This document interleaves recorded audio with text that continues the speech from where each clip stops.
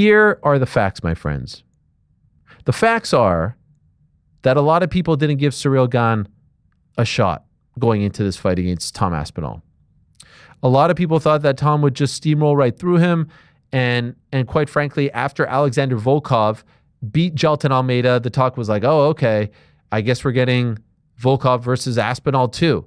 I guess the MMA gods righted the wrong of Volkov versus Gane. They gave Volkov the victory in a fight in which he was taken down a bunch of times, but nothing happened with those takedowns, and they scored it the right way. The guy on the bottom who was trying to inflict damage, who was inflicting damage, gets the nod. We were already thinking about how they're going to promote and book this fight, Aspinall versus Gane. That's how much of an afterthought it seemed like Ciryl Gane was, because of the fact that he had lost against Francis Ngannou, because of the fact that he lost against Derek Lewis, because of the fact that he had lost against John Jones. Technically 0-3 or 0-2 in undisputed UFC title fights.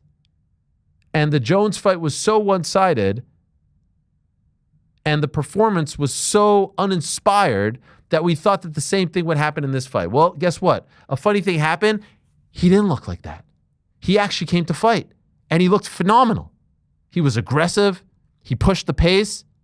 This was one of the best versions of Ciryl Gane that we had seen in quite some time, probably since his fight in France a couple of years ago.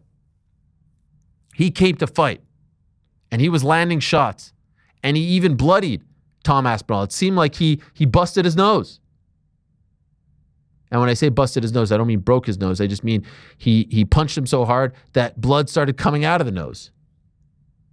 So all these things are true. And you know what else is true? If the fight would have ended at the 4-minute and 35-second mark, he probably wins that round. We don't know because it didn't go the full 5 minutes, so we never got scorecards. But I would imagine most judges are giving him that round because of the damage inflicted. Now, tall tales have been spread since the fight that you would think it was a 10-7 round. You would think it was a 10-8 round. It was not. In fact, the stats were actually pretty damn close. In case you're wondering, Tom Aspinall landed 27 of 39 total strikes. Ciryl Gane landed 30 of 40. Now, not all strikes are created equal, but I'm just saying it wasn't a 10-8. But there's got to be a winner, and I thought Ciryl was on his way to winning that round. So all these things are facts. You know what's another fact? With 3 minutes and 11 seconds left, in the first round, Tom Aspinall shot for a takedown. And for the first time in his career, he was unsuccessful. Do we think that this moment had anything to do with that unsuccessful takedown? It's a little bit blurry. We can't show you the footage. But if you go back and watch and queued up at the 3 and 11 left in the first round, which if my math is correct, is the 149-minute mark of the first round. So fairly early on, the takedown is stopped in large part due to the hands and fingers to the face and to the eyes of one Tom Aspinall. And so he pulls himself back. And then, of course, with 4:35 left, or I should say at the 4:35 mark, it's confusing with these numbers. I'm not very good at math. Please forgive me. At the 4:35 mark, it is very clear that multiple fingers are going into both eyes. It is a Three Stooges moment. Look at that. That's knuckle deep. The index finger is knuckle deep. And so what then transpires is a scene in which Tom Aspinall repeatedly says, I can't continue. I can't fight. I can't see. He's saying this in so many ways. The main thing is, I can't see, I can't see, I can't see, which are the words that lead to a referee saying the fight has to be stopped. You could see the frustration. You could see the disappointment on both men's faces. And you could hear the referee, Jason Herzog, say, I understand it wasn't intentional, but it was a foul, which to me would lead one to believe that he was going to take away a point. He's telling him, hey, I'm not gonna like disqualify you or anything on the spot here. I know it wasn't intentional, but it was a foul. That would lead, at least I would hope that he would take away a point, because it happened earlier and it was so severe this second time. It never even gets to that moment. The doctor in the cage is heard saying, yeah, the eye is fine. My interpretation of that was that the eye wasn't hanging out of the socket. That's what he meant. How could he really tell what's going on inside? He's not, holding some sort of X-ray goggles. He's not wearing some sort of contraption that's allowing him to see into the cornea or retina. But of course, people have spun that into like, yeah, he's good to go. And so here's Tom Aspinall, who has been waiting to fight since July of 2024. A year and 3 months, 15 months total. Here's Tom Aspinall that has fought them all, that was begging to fight them all, that wanted to fight John Jones, that would have fought Francis Ngannou, that would have fought all of them. Here's Tom Aspinall being called a quitter. Here's Tom Aspinall having his heart questioned, having his integrity questioned. We talked about going into this fight, how obviously after everything that transpired over the past year, it would have been an absolute nightmare if he would have lost, right? The pressure, the Jones talk, all that stuff. Now, this wasn't a loss, but it's the next worst thing. Because now his heart has been called into question. His integrity has been called into question. He's being called a coward, a quitter. Why? Because he got poked in the eyes. Why? Because he refused to fight blind. In some fakakta world that we live in, the guy who had a foul inflicted on him is the one getting the heat. Not the one who ended the fight, intentional or not. It's the guy who couldn't continue because he didn't show enough heart, because he was hit with an illegal foul multiple times and refused to continue. Couldn't do it. He's a quitter. He's a coward. He's a duck. Whatever you want to say. Now, I know a lot of this comes from people who, had money on the fight or are Gane fans. I get it. People are emotional. They go online. I'm not trying to put any more stock into any of this. But a lot of this could have been calmed down. A lot of this could have been quieted, could have been subdued if perhaps, I don't know, the face of the company would have gone to the press conference and said, look, that was a great fight. That was a great round. We're going to rebook it right away. But at the end of the day, you can't poke your opponent in the eye multiple times. At the end of the day, you can't do this. You can't do that. You want to block someone at range, close your fists. At the end of the day, Tom Aspinall is a fucking gangster who did everything that we've asked of him. He will live to fight another day, and we stand by him. Of course, that didn't happen. Instead, this is what you got from UFC President Dana White. About the main event, coming into this fight between the two of them, Ciryl was the underdog and Tom the most popular. With the few things we've seen into this fight, I feel like Ciryl was doing pretty well. Do you feel the same? And do you feel that he's earned respect so that people would care even more when you make this fight again and the odds would be more equivalent? Yes. Yes, I agree. I think that, I said earlier, because of the John Jones fight, I think everybody was sleeping on Ciryl Gane and sort of wrote him off. And he's right behind me. He's coming in next, so you guys can ask him how he felt. But I feel like, I'm sure in his camp, he was training like an animal for this fight. And it's unfortunate that it ended the way that it did. And yes, I think that there probably will be a lot more interest in the rematch after they saw, he had Tom bloodied up. And, Tom didn't want to continue in the fight, so the rematch is very interesting. Tom didn't want to continue in the fight. I mean, could you imagine if you're Tom Aspinall listening to that? Could you imagine? I mean, we know that no one from the UFC was with him at the hospital. We saw that on his video blog. Could you imagine how this guy must be feeling on this Monday? Everyone calling him into question, his heart into question, because he got poked in the eye multiple times, one of them knuckle deep, and his promoter is saying Tom didn't want to continue. Not Tom was fouled with an illegal strike, multiple illegal strikes. Let me ask you a question. If that happened in some alternate universe to AJ, to Anthony Joshua, what do you think Eddie Hearn is saying? Eddie Hearn's probably still at the hospital with him. That's the difference. That's what I talk about. How do you think Tom feels on this Monday? Do you think he wanted it to end like that? Do you think that Tom was saying to himself, you know what? I got a bloody nose. The going got tough here. Peace out, guys. I'm out. Again, the fight wasn't as one-sided as people want you to believe.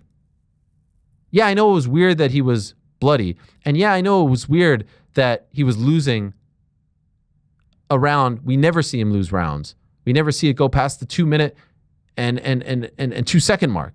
That's his fight average going into this fight. But do you guys really think that he was looking for a way out?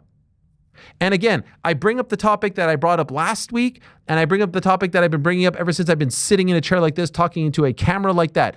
This notion of intentional versus unintentional is the stupidest shit in sports. Period. Period. You don't hear it anywhere else. Let me ask you guys a question. Yesterday, I'm watching the New York Knicks against the Miami Heat. Crucial juncture of the game. Knicks are down like 8 or so. They have the ball. Josh Hart gets called for an offensive foul. Illegal screen.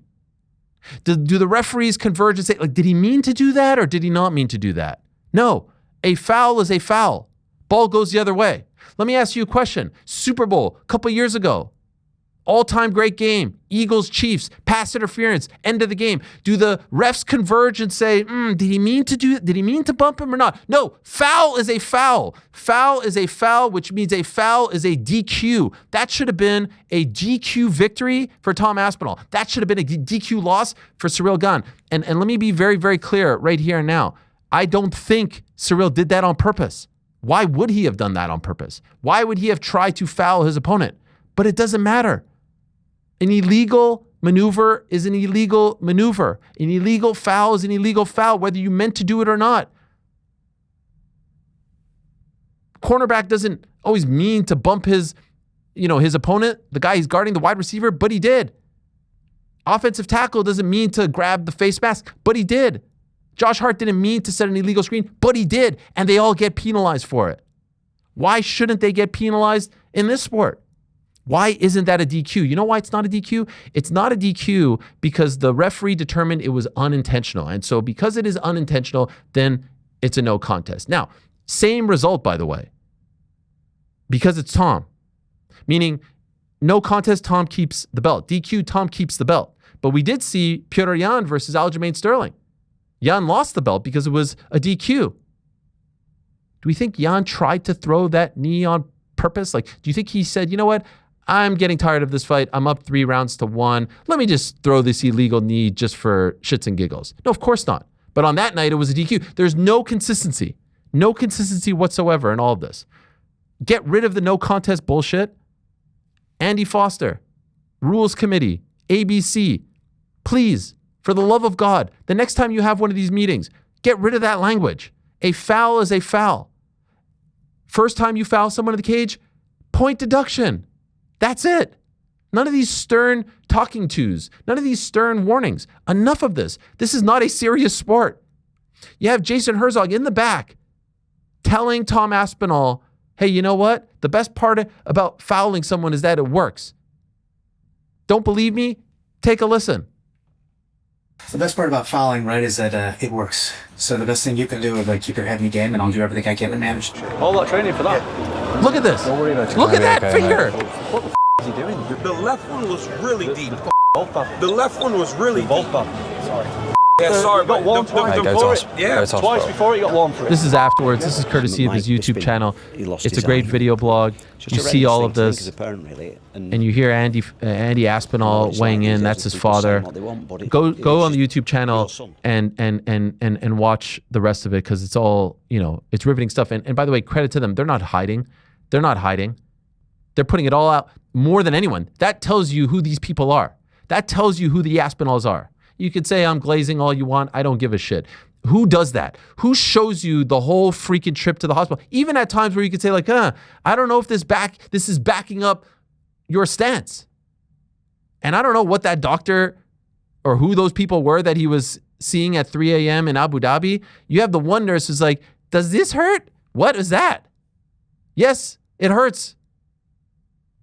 Are you allowed to poke in the eye in your sport? No. Can you just tell me what's wrong?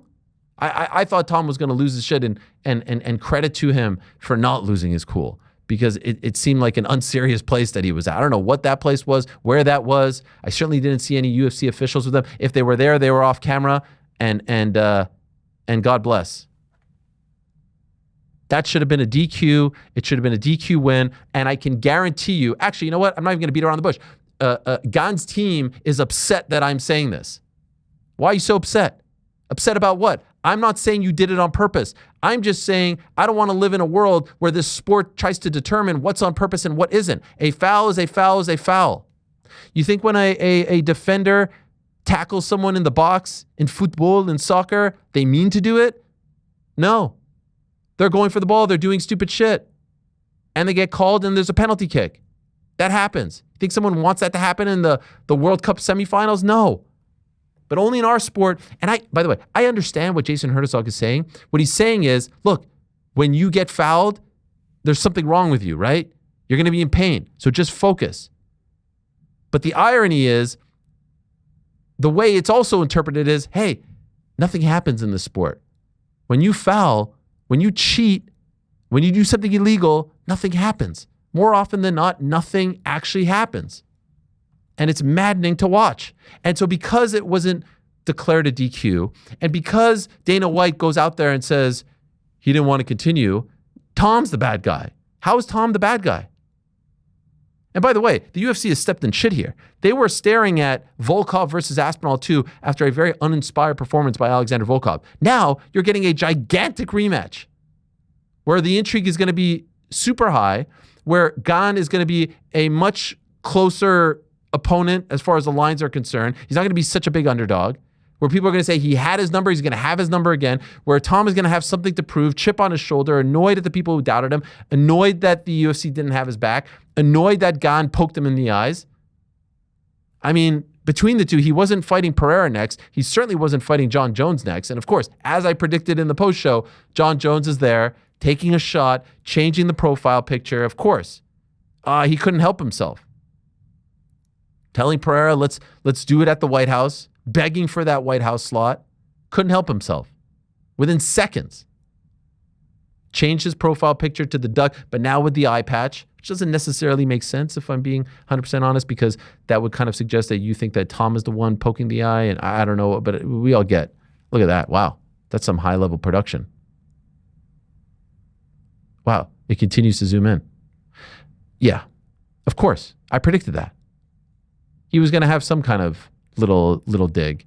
And again, as I said on Saturday, the irony is this guy, John Jones, was a serial eye poker. And now he's having a laugh over all of this. Very frustrating to watch because, again, it was such a good fight. It was such an entertaining fight.